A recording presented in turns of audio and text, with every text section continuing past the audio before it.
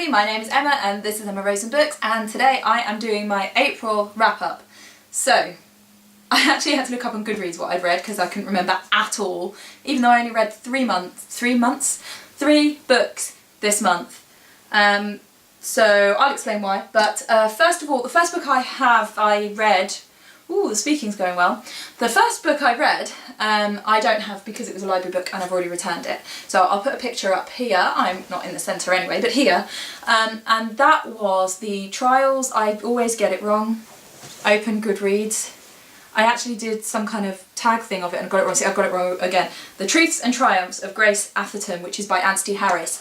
I've wanted to read this since it came out because Anstey's actually a local author and I know people who know her, so it was one of those, ooh, I know who that lady is and I really want to read some of her books. And she is incidentally the mother of Lucy Spraggan, who you may remember from, I think it was Britain's Got Talent she did. And so this book was one of my book club books as well. I've talked about before, I'm part of like a mum's book club where we basically eat lots of food, the kids play, and we talk about books for about 3 minutes. So this was one of those books.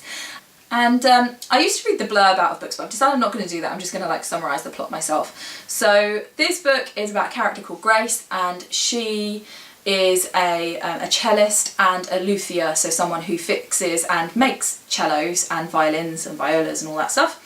And she is in a relationship with a guy and things happen that make her question that relationship and makes her look towards her group of friends, basically. So it's a kind of women's fiction, but it had a really interesting vibe to it, I think, because the main character was a musician and music was a major component of that book. I really like that about it, and she talks a lot about music that she's playing and how it makes her feel and all of that stuff, which I just thought was really interesting, gave a very unique spin on it. As a musician myself, I don't play string, I do play string instruments because I play guitar, but I don't play that kind of string instrument. It kind of, I like that, like that I had an identity. God, the words today! I could identify with her. The other thing that I really liked about it was the friendship aspect of it, particularly because the group of friends that she has / develops during the book are people that you may not expect her to be friends with, in that they're very different from her, and they're different ages to her and from different groups and that kind of thing. And I think you often read books where, let's say, your main character has a group of, you know, let's say she's a woman, she has a group of female friends who are all a similar age, and it might be like her sister and someone she works with and, you know, that kind of thing. And so I really like it when the friends are more varied, particularly because that's my experience. My group of friends are really, really varied, and yeah, I like that kind of side of things. The downside for me was the love story. There were bits of it that I really enjoyed and got quite invested in, and other bits where I just wasn't that bothered. I think that for a genre that I don't read massively, I think that this is a really strong example of it, and if you're into sort of women's fiction, I think that you would really enjoy this book, particularly if you're into music, particularly classical music, but any music really. Yeah, but it's, as I say, it's not a genre I read loads, and it's not one that I necessarily love, if that makes sense. So yeah, I gave this, I don't remember how many stars. I gave this 3 stars. That seems unfair. I would say 3.5. The next book I read this month was Nevermoor, The Trials of Morrigan Crow. So I have seen Lauren in the books talking about this loads. I need to return this. Yeah, she really enjoyed it. Obviously I've seen other people talking about it as well, but particularly her, she seems to really like it. And I ordered this from the library for my son because he's just read all the Potters, and I kind of thought this would be another thing that he would really enjoy. And when I ordered it, he read probably the first 100 pages and then wouldn't touch it and just kind of went, no, don't like it, it's really boring. So I was like, oh, that's disappointing. So then I borrowed it and I read it. And then I went back to him and said, read the next bit. You stopped just before when it gets interesting. So he then carried on reading it and he read it in a couple of days and was like, oh yeah, I really like it. I think he just got to a bit, there was a bit where it was very dialogue heavy and he just really lost interest. So he enjoyed it and he is interested in reading future ones.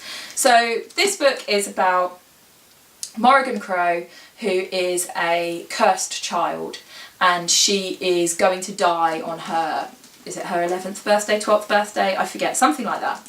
And it's all set up like her family and the fact that she's really unlucky and she gets blamed for everything. And then she gets rescued by this guy called, brain gone dead, Jupiter North, and he takes her to this world called Nevermoor, and she learns about this thing called the Wondrous Society and she wants to join it. Part of why my son didn't like it is that he felt it had Potter vibes because of, oh, it's her birthday and something's going to happen and then there's this magical school. Actually, I don't think he didn't. He admitted when he read the whole thing that it wasn't very Potterish, but I know that could be a criticism of it, is that there's vibes of that, but no, not really. I really enjoyed, particularly at the beginning, it has quite a cyberpunk feel to it, and it had like this cool machinery and stuff, but that kind of dies off. But yeah, it still has an interesting feel to it. But I was really hoping for like a full-on cyberpunk book. That would have been cool, especially in a kid's book. Not that that's really anything I know very much about, but I just thought it would be cool. I think it was really action-packed. I think the only part where it wasn't was the bit where my son initially stopped reading it. I really loved the setup and the whole idea of the cursed child thing, and yeah, it's very interesting, very well written. I definitely want to read more. And what did I give this on Goodreads? I gave it 4 stars. It's just very fantastical and very light-hearted, but also with quite dark, you know, because she's gonna die and she's, you know, and I like that in a kid's book. I really like that when it's got the kind of scary things and the dark sides of life, but then it also has the fun and the light, and I think that balance of all of that was really good, and you know, doesn't patronise kids, and just, yeah, it's good. It's a good book. I liked it, and as an adult it totally works.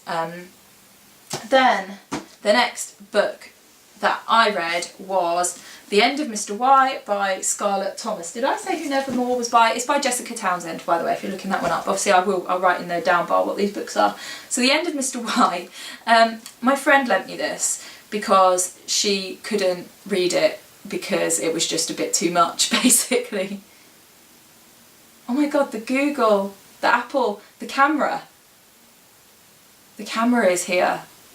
I don't want to be on camera, talking to a camera. You know, the drivey around the roadie camera. Oh, that's so weird. It looks like something from space.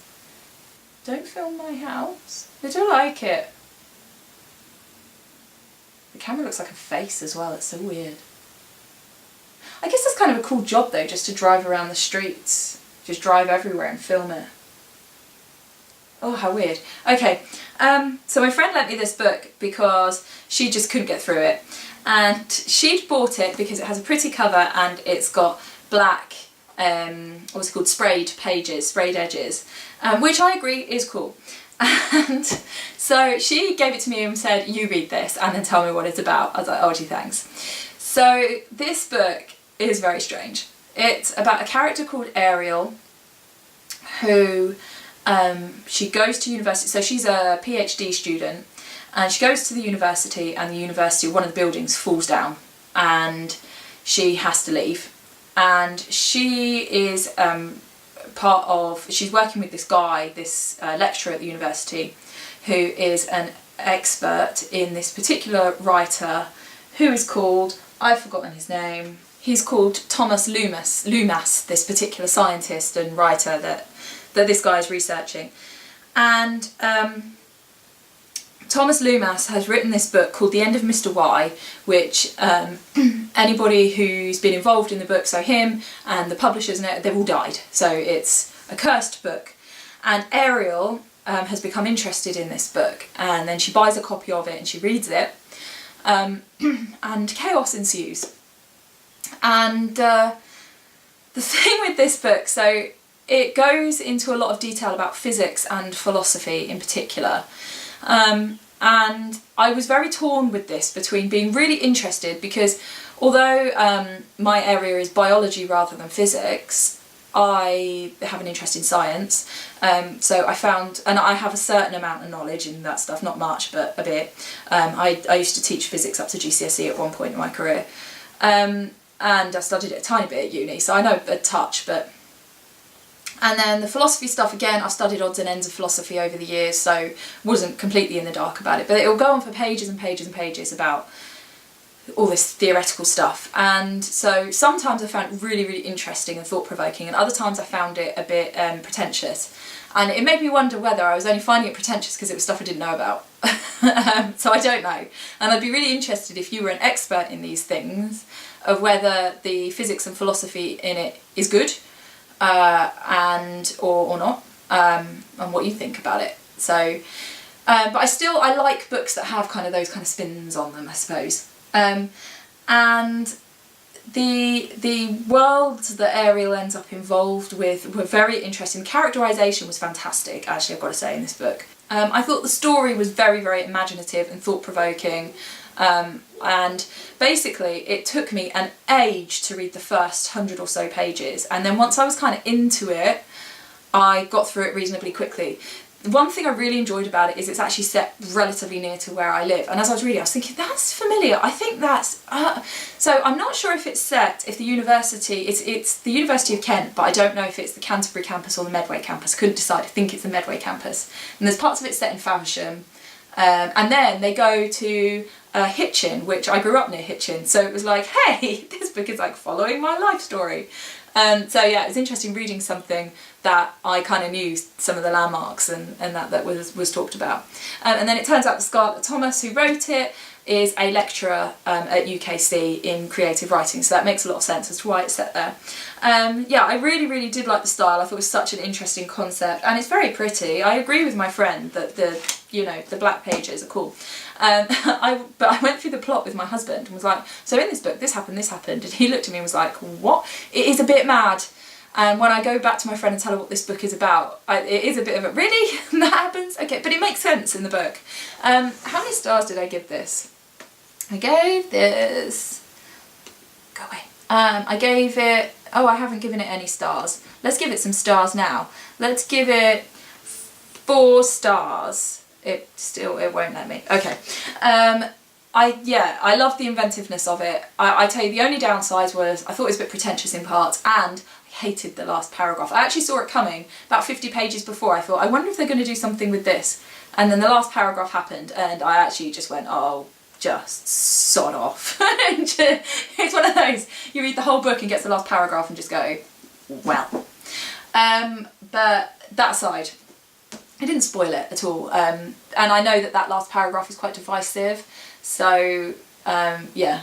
Anyway, I enjoyed these books. It was a good reading month, and I didn't get through much largely because it took me so long to read this thing.